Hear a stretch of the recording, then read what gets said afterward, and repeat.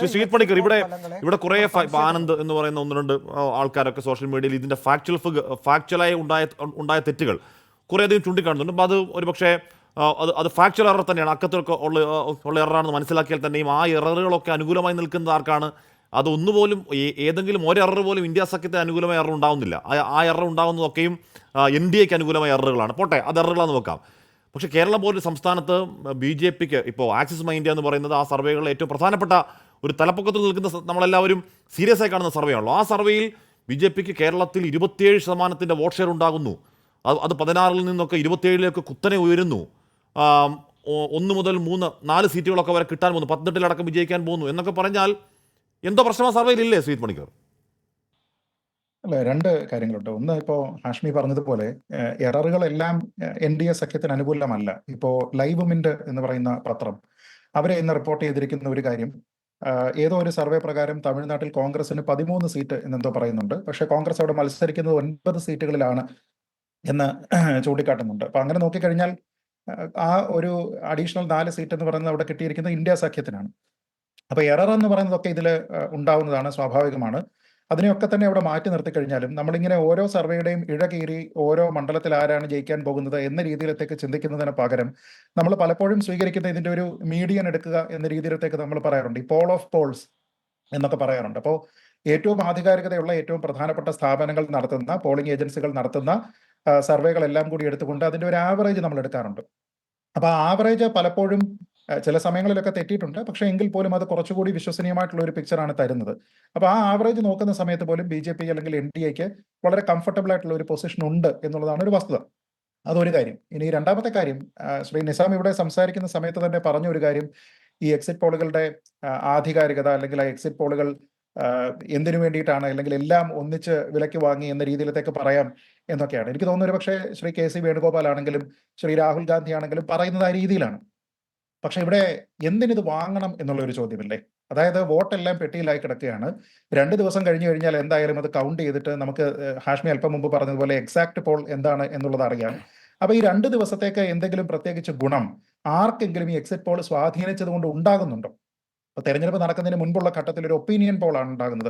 ഒരു അഭിപ്രായ സർവേയെ സ്വാധീനിക്കാനായിട്ട് പണം കൊടുത്ത് നമുക്ക് സ്വാധീനിച്ചാൽ ആൾക്കാരുടെ ചിന്താഗതിയാണ് അത് സ്വാധീനിക്കുന്നത്. അല്ല ശ്രീജിത് പണിക്കർ, ഇവിടെ ഏത് വിധേനയും ഇലക്ഷൻ ജയിക്കാൻ ആഗ്രഹം തുടക്കം മുതൽ അവസാനം വരെ ഒരൊറ്റ സ്റ്റെപ്പ് പോലും പിഴച്ചു പോകാത്ത രീതിയിൽ പ്ലാൻ ചെയ്യുന്ന BJPക്ക് ഇപ്പോൾ കോൺഗ്രസ് പറയുന്നത് ഇത്തരത്തിൽ വലിയ തോതിൽ ഇന്ത്യ സഖ്യം അപ്രസക്തമായി എന്ന തരത്തിലുള്ള സന്ദേശം പുറത്തേക്ക് കൊടുക്കുക, വോട്ടെണ്ണൽ ദിവസം അവരുടെ ബൂത്ത് ഏജന്റുമാരെ ബൂത്തുകളിലേക്ക് എത്താൻ കഴിയാത്ത വണ്ണം അവരുടെ മനോവീര്യം കെടുത്തിക്കളയുക. എന്തിനാണ് ഇന്ത്യ സഖ്യം NDA സഖ്യം വലിയ ഭൂരിപക്ഷം ജയിക്കുമ്പോൾ നമ്മൾ പോയിരിക്കണോ, എന്തായാലും തോക്കാൻ പോവാണ് എന്നൊരു മാനസികാവസ്ഥയിലേക്ക് എത്തിക്കുക തുടങ്ങിയ സൈക്കോളജിക്കൽ സ്ട്രാറ്റജി ആണെന്നൊക്കെ പറയുന്നുണ്ട് കോൺഗ്രസ്.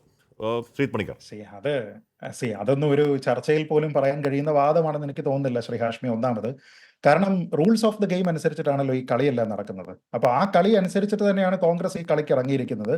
അപ്പൊ അത് നമ്മളിപ്പോൾ ഈ തിരുവനന്തപുരം എയർപോർട്ടിന്റെ ബിൽഡിംഗ് പോലെ എല്ലാ റൂളും അനുസരിച്ച് നമ്മൾ പോയി എന്നിട്ട് തോറ്റതിന് ശേഷം ഈ കിട്ടാത്ത മുന്തിരി പൊളിക്കും എന്ന് പറഞ്ഞ് കുറ്റം പറയുന്നതിന് സമാനമായിട്ടുള്ള ഒരു കാര്യമാണ്.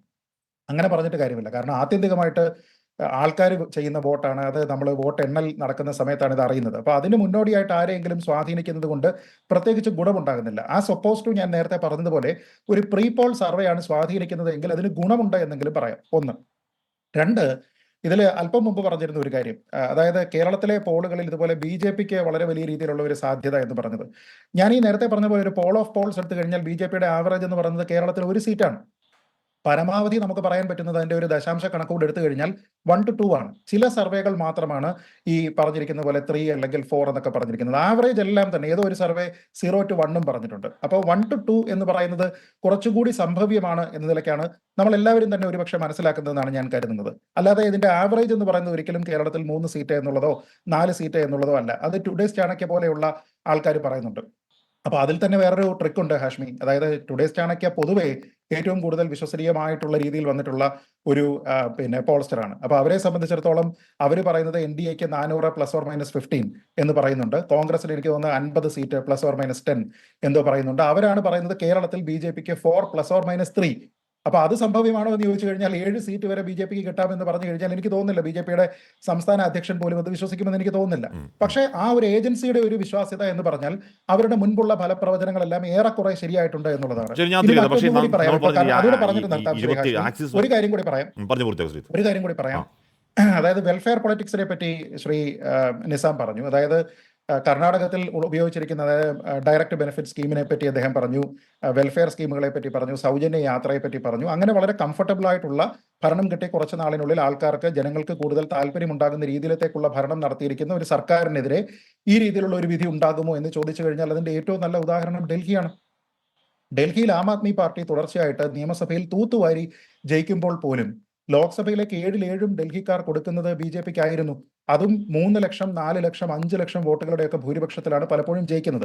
അപ്പൊ ആൾക്കാരെ സംബന്ധിച്ചിടത്തോളം ലോക്സഭയിലേക്ക് ആര് പോകണം, രാജ്യം ആര് ഭരിക്കണം, അവിടെ സുസ്ഥിരമായിട്ടുള്ള സർക്കാരിനെ ഉണ്ടാക്കാൻ കഴിയുന്നത് ആർക്കാണ് എന്നതും നമുക്ക് വേണ്ടുന്ന ടൈപ്പിലുള്ള പൊളിറ്റിക്സ് സംസ്ഥാന തലത്തിൽ ഉണ്ടാകേണ്ടത് അത് നൽകുന്നത് ആരാണ് എന്നതിനെ പറ്റി കൃത്യമായിട്ട് ഡിമാർക്കേറ്റ് ചെയ്യാൻ ആൾക്കാർക്ക് കഴിയുന്നുണ്ട്. ശരി, ഞാൻ ഇപ്പൊ ഇവിടെ നമ്മൾ ഈ ബി ജെ പിക്ക് 27% പറയുന്ന ഏതെങ്കിലും ഒരു സർവേ അല്ല, അത് ആക്സിസ് മൈ ഇന്ത്യ ആയതുകൊണ്ടാണ് അത് എടുത്തു പറയേണ്ടി വരുന്നത്. എന്ന് പറഞ്ഞാൽ ഇപ്പോൾ പല കോൺഗ്രസ് നേതാക്കളോടും നമ്മളല്ലാതെ സംസാരിക്കുമ്പോൾ അവർ പറയുന്നത് ഇപ്പോൾ ബി ജെ പിക്ക് 27% ഇവിടെ പ്രവചിച്ച സർവേ ആണല്ലോ, മറ്റ് സംസ്ഥാനങ്ങളുടെ അവസ്ഥ എന്താണ് എന്നൊക്കെ അവർ ആശ്വസിക്കുന്നു. ഞാൻ തിരികെ എത്താം. വിധി ദിനത്തിൽ 24 മാജിക് ജൂൺ 4 ചൊവ്വാഴ്ച രാവിലെ 5 മണി മുതൽ 24-ൽ.